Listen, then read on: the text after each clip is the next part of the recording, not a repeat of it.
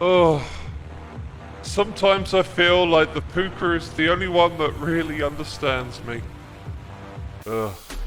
Oh, love this song. Yeah, this is a great one. Yeah.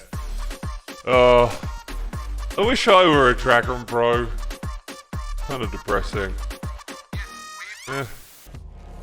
Oh, Jeff the Minion. Oh, I haven't seen that guy in some time. Oh, but I can't sit around watching TV all day. God. I got work to do. If there's one thing I hate, it's having work to do. Hello everyone, and welcome back to another episode of Hermitcraft, where EvilX might be taking things a little bit too far, if you ask me.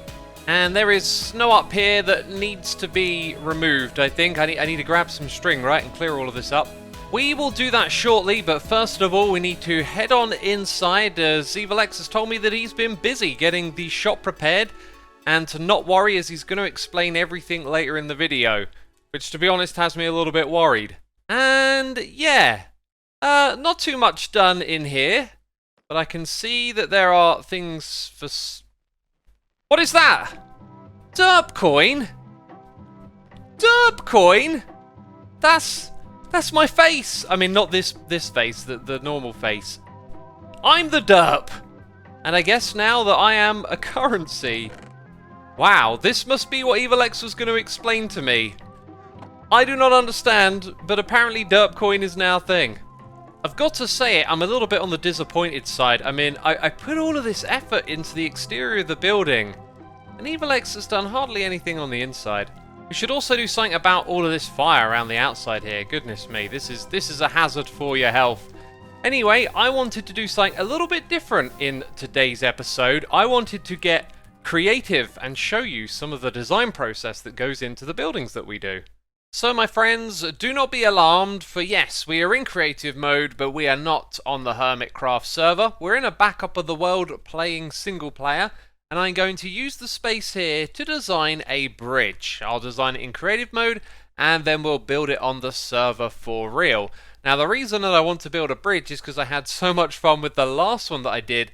I wanted to take some of the principles here that I used to design this and actually explain it. So this time around, we'll go through the creative process together. And for me, this kind of starts with the shape of the bridge, and I actually wish we had an excuse to be a little bit more organic here, but if you look at the way things connect, our path's going to come across here. We're going to need to go at this angle across to the middle, and then it's kind of straight across and up into this space. Now the path itself is going to be a little bit wider than this, so we will extend the shape that I have created like so, and that gives us a real sense of the thickness of what we're creating. And then we work on height after this, so you can see that I've shifted parts of this up and down and extended it at either end, and that's to give us just a rough feel for the sort of dip that the bridge is going to have in the middle. And I think I'll say it again, I really would have liked it if this shape had been more challenging for the organics that we're going to go for, but for the most part this thing is going to be fairly reasonable. So we will come in here and change all of these stone blocks up shortly with this block palette right here, which is an extension of the path that we have got coming through this area. It's then going to be supported by some deep slate blocks. So some of these and maybe some of the other ones will come into play, and the next thing for me to do is to kind of just figure out where the pillars that hold them up are going to be. And I feel like the shape of the path next to the island has just perfectly given us this shape out of the deep slate blocks. So rather than go for pillars, we're actually going to have a structure in the middle. And if we just mirror that idea again on either side, you can see where our pillars are going to be, just roughly in the middle. So we'll have 2 in that gap there, and then I think 2 just over here. And so I've picked out those 2 spaces, and they feel really good. But now when I look at the path above, I feel like it might need to sag a little bit more. So we'll knock off a couple of blocks and we'll actually change the shape up a little bit more. And so I've lowered this bit to give us a little more leeway to do that. So here's where I'm just going to get into the groove and start to place down these blocks here. And so to begin with, I'm just going to fill this out with blocks at random without thinking about it too much, so that we can get a path into place with the blocks that we're using. It can be really easy to second guess yourself in this game, especially when you're doing something a little experimental. You see, this idea worked really well with wood, but now we're using textures that are kind of bricky. And so for a suspended bridge, you can see all this shape has been evolved and some randomization of texture, and the layout of those stone blocks has certainly shifted to bring the randomness across. And in doing so, it's just the textures of these blocks that don't quite sit right. If they were wooden like this, they would probably feel more natural doing that. I guess that's what I'm getting at. But anyway, the next thing we're going to do is the underside. So when I created this bridge, one of the interesting things was not only to give it shape on top, but then to extend it and give it shape below. So at the moment, a lot of this looks kind of thin and odd when you see it from this angle. So what we'll do now is we'll get in here and we'll try and, create a bit more of a story behind the structure, give it a sense of gravity and whatnot through putting in blocks underneath. Ooh, look at that. There's a majestic horsey just over my shoulder, off in the fog. But yeah, I was about to say, and this is when it hit me. Bricks and arches are, they kind of make sense universally, right? And so by working in the arch shapes into this chaos of blocks, I think it tells the story pretty well. And a few bricks around the base area here really helps as well. But over on this side, I've been trying to add like the ledges that hold this thing together from the side. Now the trapdoors over here worked because we got to put them in rows of 3 or 2, and then that kind of made them look like guardrails. Whereas over here they're going to be a bit much, so I think we just have to embrace our imagination here a little bit more and not be scared to have things look a little bit odd but kind of make sense, and that's what we'll do with a combination of wall blocks over here. And then you get into a groove and 20 minutes disappears. Look at this.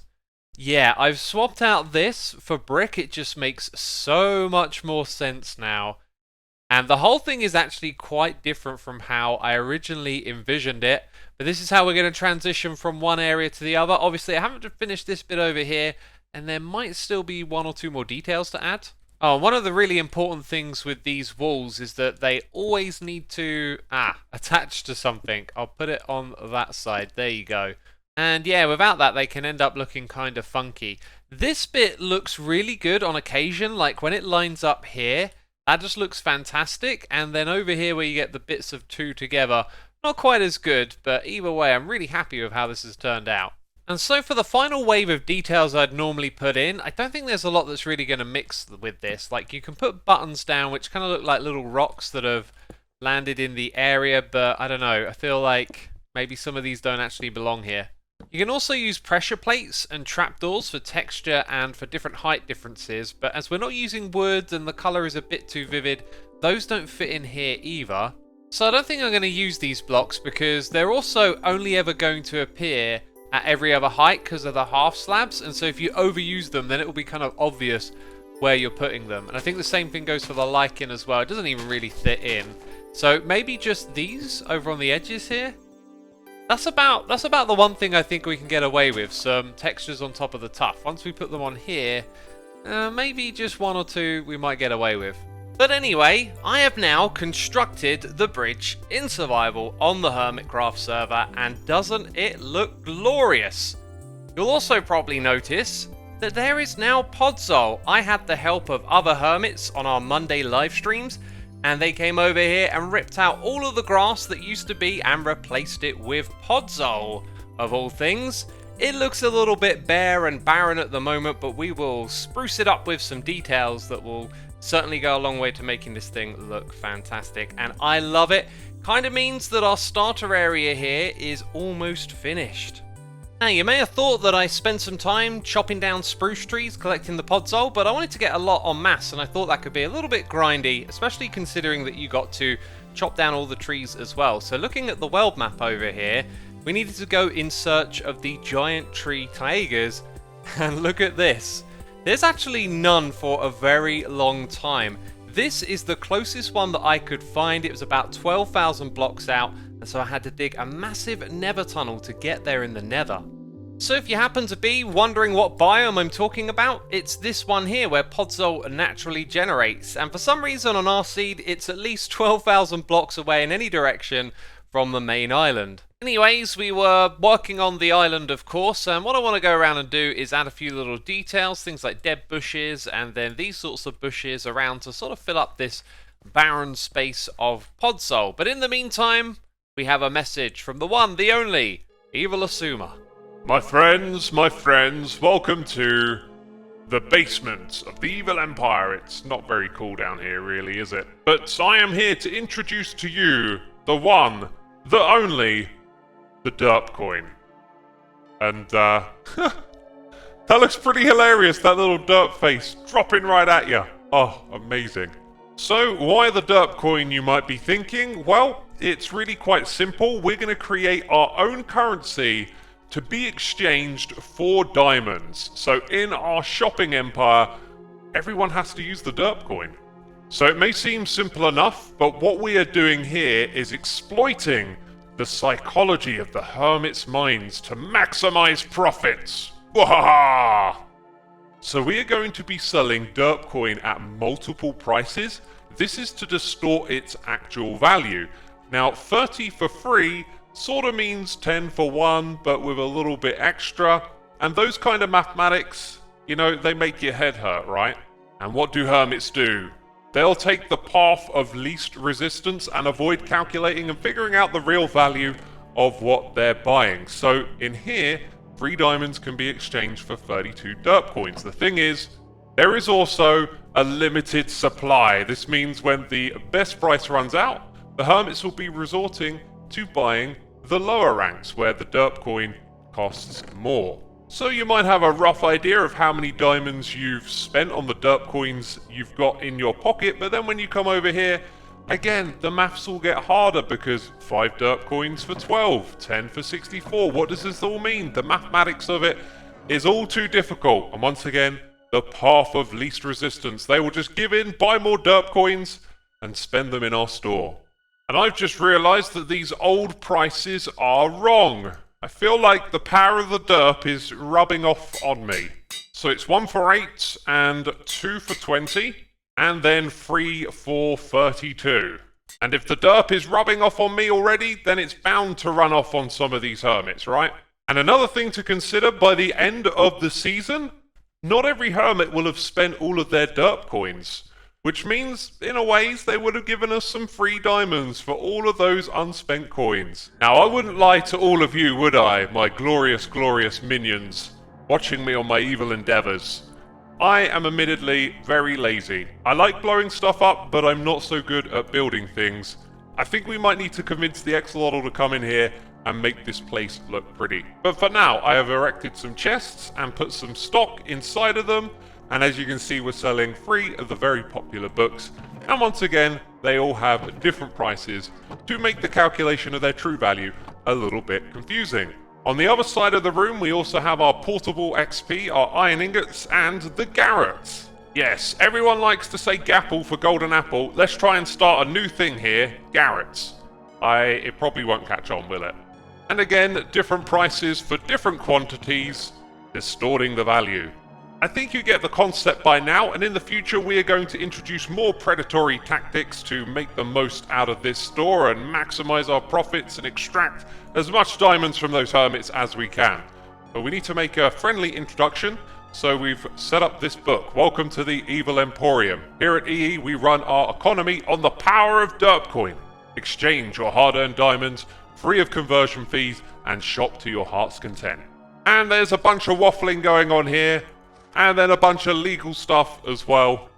Hopefully the hermits won't read that, and they'll just stick to these first couple of pages. And that is it, my friends. The Derpcoin. The master plan. There will be so much more to see than this right here, my friends. But that's all that I'm going to be showing you for now. Let's wait and see what the hermits do with this marvelous invention of mine. So here we are again, my friends, in the Cave of Villagers, a name that I haven't used before and that's probably not going to stick because this place is temporary, as I keep saying. But we are here to meet Evil X, who's going to show me how to exploit the villagers. You see, Evil X has been demanding some trades from me. Oh, look at these guys. Yep, I've been doing some more conversion, getting their prices down. Look at this. We can now trade 12 for 12 and get ourselves some golden carrots. We need more of that stock. But yes, This is the limitation right here. You can only do 12 at a time until they restock. And what we need a lot more of is those XP bottles. So here is our problem. I come over here to trade and we can only get 12 at once. And EvilX really wants more of these bottles of enchanting. And apparently all we need to do is get one of these inside of a boat. So, I don't know why I'm putting the rails back down again. We need to get this guy out of the hitbox. Oh, I know why. So we can get it out of there. Yeah, we need to get you out of the minecart, use the hitboxes so we don't accidentally hit you, and then throw down a boat. Oh, first time. That is just wonderful, isn't it? Excellent. Oh, and look at this. It's the man of the hour himself, EvilX. Hey, Axolotl, my friend. How's it going, my dude? Not so bad. Waiting for you to show me this exploit you've been talking about. Ah, yes. Well, follow my instructions, my friend. I am going to sit in this boat with the villager, and what I need you to do is get ready to trade with it. Okay, then. Let's give this a go. So I'm supposed to trade, right? Don't do the actual trade just yet. Okay, okay. Okay, here's what I'm going to do. I will log out, and you will still be able to trade with the villager, so go and make that trade. And then I log back in, so go and interact with the villager again. Oh, wow, look at that. It's got its trade back. That is absolutely amazing. Wait, I need you to log out again. Okay, logging out. Aha, right, and this stays up, and I can do that. Yes, you're starting to get the hang of this now. We are exploiting the villager, using boats. Okay, and you log back in again. Here I am again. Right, and I'll trade with the villager, so... Okay, now I'm good for you to log out. Logging out, sir. Are you liking this? This is pretty clever, right?